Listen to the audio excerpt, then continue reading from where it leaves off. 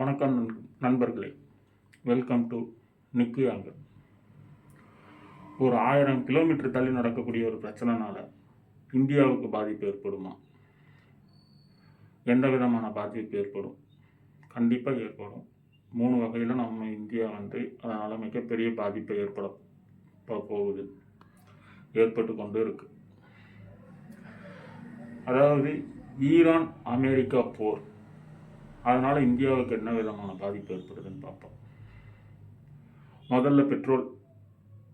மெயினாக நம்ம உலகத்திலேயே 2வது மிகப்பெரிய கன்சியூமர் பெட்ரோலில். ஒரு நாளைக்கு நம்ம கன்சியூம் பண்ணக்கூடிய பெட்ரோல் எவ்வளோன்னு கேட்டிங்கன்னா 1,00,000 பேரல், அதாவது 147 மில்லியன் லிட்டர் பெட்ரோலை நம்ம டெய்லியும் ஒரு நாளைக்கு கன்சியூம் பண்ணுறோம். அப்போது அங்கே போர் நடக்குது அப்படிங்கும்போது இங்கே எந்த விதமான பாதிப்பை ஏற்படுத்தும்னா, பெட்ரோல் விலை கண்டிப்பாக உயரும். பெட்ரோல் டீசல் விலை உயர்ந்தால் மக்கள் பயன்படுத்தக்கூடிய அத்தியாவசிய பொருட்கள் கண்டிப்பாக விலை உயரும். ஏன் அப்படின்னு பார்த்தீங்கன்னா, நமக்கு எல்லா விஷயத்துக்கும் இன்றைக்கி வரைக்கும் நம்ம பெட்ரோல் சார்ந்து தான் இருக்கும். வாகனங்களாக இருக்கட்டும், தொழிற்சாலைகளாக இருக்கட்டும், எல்லா விதத்திலையுமே நம்ம பெட்ரோலிய பொருட்கள் சார்ந்து தான் இருக்கும்.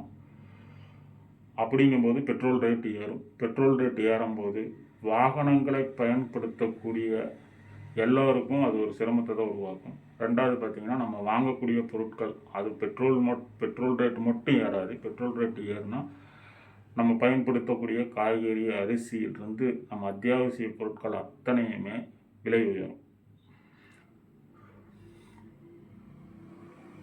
இது மட்டும் இல்லாமல் இதனால வேற என்ன பாதிப்பு ஏற்படுதுன்னா, உலக நாடுகள் நிறைய டிமாண்ட்ஸ் நம்மக்கிட்ட வைப்பாங்க.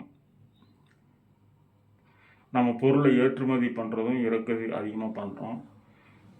ஏற்றுமதி பண்ணக்கூடிய பொருட்களுக்கு பார்த்திங்கன்னா, நம்ம இது நாள் வரைக்கும் 100 ரூபாய்க்கு ஒரு பொருள் கொடுத்தோம்னா அங்கே போகும்போது 150 ரூபா, 200 ரூபா, 250 ரூபா அந்த ரேஞ்சில் போகும். இனிமேல் அந்த பொருள் நம்மக்கிட்ட 100 ரூபாய்க்கு எடுத்துக்க மாட்டாங்க, 80 ரூபாய்க்கு தான் எடுத்துக்குவாங்க, இல்லை 70 ரூபாய்க்கு தான் வாங்குறேன்பாங்க. நம்மளுடைய லாபங்கள், அதாவது ஏற்றுமதி செய்யக்கூடிய நிறுவனங்களுடைய லாபங்கள் மிகப்பெரிய அளவுக்கு நஷ்டத்தை ஏற்படுத்தும்.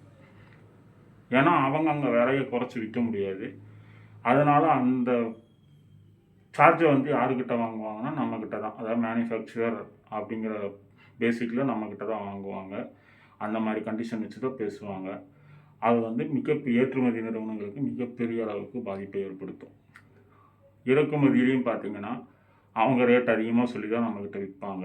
நம்ம அதாவது டிமாண்ட் பண்ணுற இடத்துல நம்ம இருப்போம், டிமாண்ட் பண்ணுற இடத்துல அவங்க தான் இருப்பாங்க.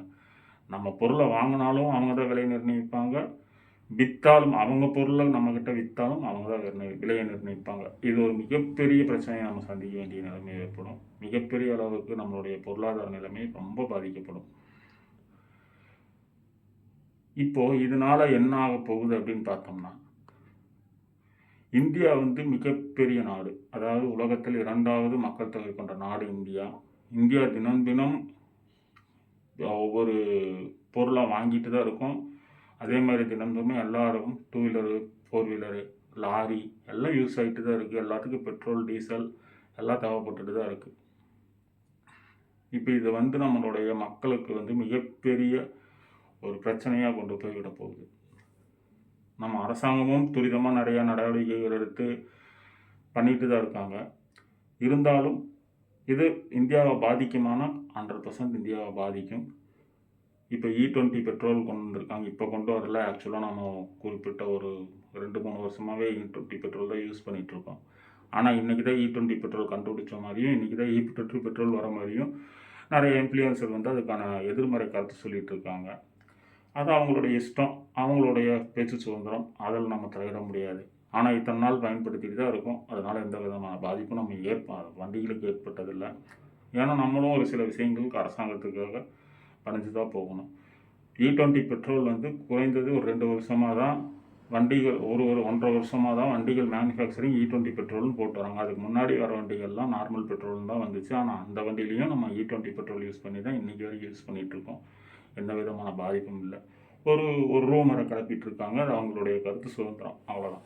ஏன்னா நம்மளும் அரசாங்கத்துக்கு ஒத்துழைப்பு கொடுத்து தான் ஆகணும். ஏன்னா அரசாங்கமும் கன்சியூம் இப்போ 1,00,000 லிட்டர் 1,00,000 பேரல் நம்ம வாங்குகிறோம் அப்படின்னா 80,000 பேரல் வாங்கினா போதும், 20,000 பேரல் நம்ம மிக்சிங் போட்டுக்கலாம் அப்படிங்கிற கான்செப்ட் தான் கவர்மெண்ட்டும் யோசிப்பாங்க.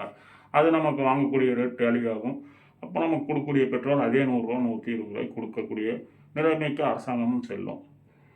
இல்லைன்னா அரசாங்கம் தன்னுடைய வரியை குறைச்சி மக்களுக்கு கொடுக்கணும் அப்படின்னா அப்போ நமக்கு கிடைக்கக்கூடிய இலவசங்கள் எல்லாமே மிகப்பெரிய பாதிப்புகள் ஏற்படும். அப்போது அரசாங்கம் அதற்கான துரிதமான வேறு வழிகளை தான் நோக்கி செல்லும். இதுதான் உண்மை. நம்ம அரசாங்கம் இல்லை, எல்லா அரசாங்கமும் இதுதான் போகும். சிலர் ரூமர் கிளப்பிட்டு இருக்காங்க. அது அவங்களுடைய கருத்து சுதந்திரம்னு நம்ம விட்டுட்டு போயிட்டே இருக்க வேண்டியதுதான்.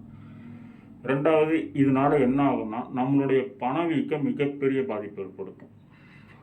அதாவது டாலருக்கு நிகரான ரூபாய் மதிப்பு இன்னும் சரியக்கூடும். அதே மாதிரி உலக நாடுகள்கிட்ட இருக்கக்கூடிய பொருளாதாரத்தையும் நம்ம நாட்டுடைய பொருளாதாரத்தையும் கம்பேரே பண்ண முடியாது. ஏன்னா உலக நாடுகளில் மக்கள் தொகை மித்த நாடுகள்லாம் கம்மி, நம்ம நாட்டில் அதிகம்.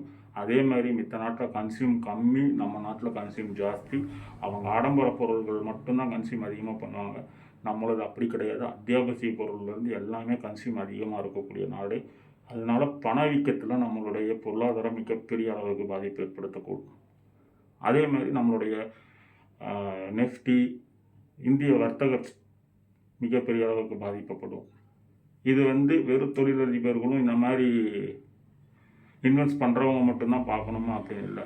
இதனால் பாதிக்கப்படக்கூடியது அத்தனை பேரும் தான் பாதிக்கப்பட போகிறோம். அதனால் இதனுடைய விழிப்புணர்வு மக்களுக்கும் இருக்கணும். மக்களும் அரசாங்கம் ஒரு முயற்சி எடுத்து அதுக்கான ஒத்துழைப்பை இந்த மாதிரி விஷயங்களில் கொடுத்துதாகணும். ஏன்னா இது ஒரு ஆளோடைய சம்மந்தப்பட்ட விஷயம் இல்லை, இந்தியாவில் இருக்கக்கூடிய 120 கோடி மக்களும் சம்மந்தப்பட்ட விஷயம். அரசாங்கம் அதை யோசித்து தான் அதுக்கான முடிவுகள் நிறைய எடுப்பாங்க. அதுக்கு நம்மளும் ஒத்துழைப்பு கொடுத்து தான் ஆகணும். கண்டிப்பாக கூடிய விரைவில் நிலைமை சரியாகணும், மீண்டும் பழைய நிலைமைக்கு வரணும். ஏன்னா இந்தியா வல்லரசாக வளர்ந்து கொண்டிருக்க நாடு, இளமையான நாடு. அதனுடைய வளர்ச்சி இந்த ஒரு சின்ன விஷயத்தினால தடைப்பற்றக்கூடாது அப்படிங்கிறது தான் என்னுடைய எண்ணம். தடைப்படாது. இந்தியா எவ்வளோ பெரிய சோதனைகள் வந்தாலும் வெற்றி பெறும். ஏன்னா இந்தியர்கள் அப்படின்னாலே உழைக்கக்கூடிய மக்கள். இதற்கு கண்டிப்பாக கூடிய விரைவில் ஒரு தீர்வு கிடைக்கும். போரும் நிற்கணும். ஏன்னா அந்த மக்களும் போர் இல்லாமல் நிம்மதியாக வாழணும் அப்படிங்கிறது தான் என்னுடைய ஆசை. இதை பற்றி நீங்கள் என்ன நினைக்கிறீங்கன்னு கமெண்ட் பண்ணுங்கள், லைக் பண்ணுங்கள், சப்ஸ்கிரைப் பண்ணுங்கள். நன்றி, வணக்கம்.